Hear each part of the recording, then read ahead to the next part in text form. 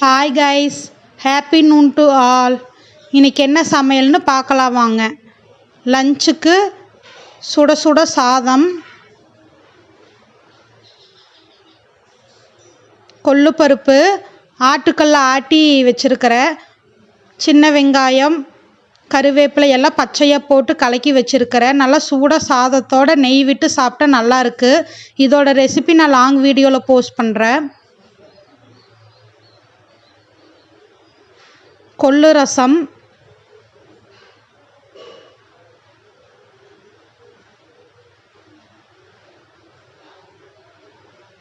பொரியல் வந்துட்டு முட்டைக்கோஸ் பொரியல், நல்லா ஸ்டீம் பண்ணி தேங்காய் போட்டு தாளித்து வச்சுருக்கிறேன்.